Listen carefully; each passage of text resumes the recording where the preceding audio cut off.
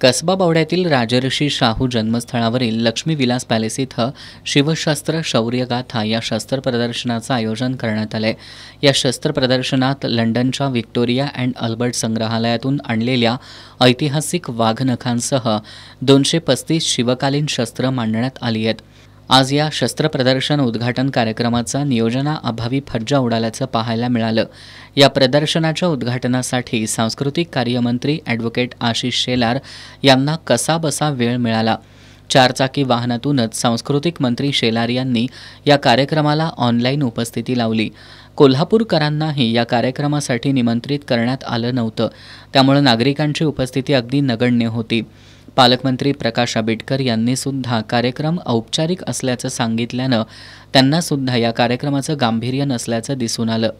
आज या सगळ्याची औपचारिक सुरुवात झालेली आहे। पुढच्या 8 महिन्यांमध्ये छत्रपती शिवाजी महाराजांच्या कामाचा, विचाराचा, प्रेरणेचा जागर आपण करणार आहोत। इतके कार्यक्रम होतील की त्या सगळ्या कार्यक्रमांच्या माध्यमातून जसं ही नगरी ही शाहूमय होते तशाच पद्धतीनं शिवमय होईल अशा पद्धतीचं काम आपण करणार आहोत। त्याचा आराखडा जिल्हाधिकारी पुढच्या सोमवारी जाहीर करतील आणि त्या माध्यमातून सगळ्या लोकांना, कारण हे वाघनख हा इतिहास आहे, हा मराठ्यांच्या स्वाभिमानाचा, अभिमानाचा अशा पद्धतीचा हा संपूर्ण ठेवा आहे। त्यामुळे याचा खूप चांगल्या पद्धतीनं लोकांपर्यंत पोहोचण्यासाठीचं जे नियोजन आहे ते नियोजन आपल्या जिल्हा प्रशासनाने केलेलं आहे। त्याचा आराखडासुद्धा सोमवारी होईल डिक्लेअर आणि त्याप्रमाणे आज फक्त औपचारिकता आहे। आचारसंहिता बाकीच्या सगळ्या कामकाजामुळे ही आपण सगळ्यांनी सुरुवात केली। बाकी कार्यक्रम तर आपल्याला सगळ्याच पद्धतीने आपल्याला प्रशासनानं या उद्घाटन कार्यक्रमाचं कोणतंही नियोजन केलं नसल्यानं शिवप्रेमींनी नाराजी व्यक्त केली।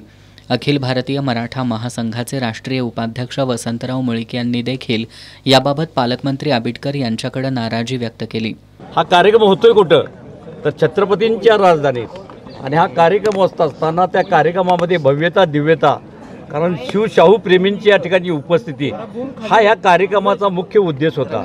परंतु इथं आल्यानंतर जो काय मनाला क्लेश झाला, या ठिकाणी जे काय पुरातत्वानं नियोजन केलं होतं अतिशय एकदम बोगस असं नियोजन केलं होतं।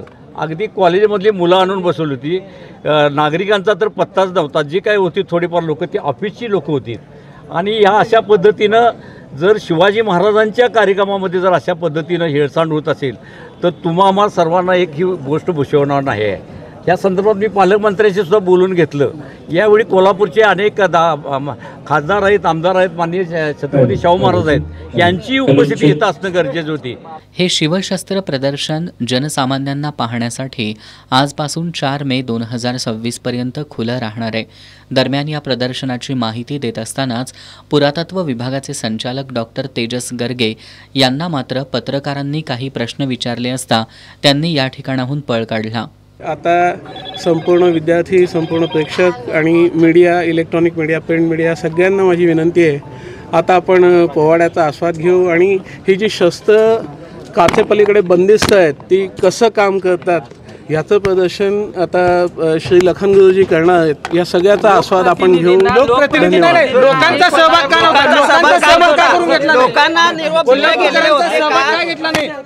छत्रपती शिवाजी महाराजांच्या 350व्या राज्याभिषेक दिनानिमित्त आयोजित शिवशस्त्र शौर्यगाथा प्रदर्शनाचं उद्घाटन शिवछत्रपतींच्या लौकिकाला साजेसं होणं अपेक्षित होतं। आत्तापर्यंत मुख्यमंत्र्यांची वेळ मिळत नाही म्हणून लांबलेलं उद्घाटन आता सांस्कृतिक कार्यमंत्र्यांच्या ऑनलाईन उपस्थितीत अक्षरशः उरकण्यात आलं। उठता बसता शिवछत्रपतींचं नाव घेणाऱ्या राज्यकर्त्यांनी एक प्रकारे शिवरायांचा अनादरच केल्याची चर्चा या प्रदर्शनाच्या ठिकाणी सुरू होती।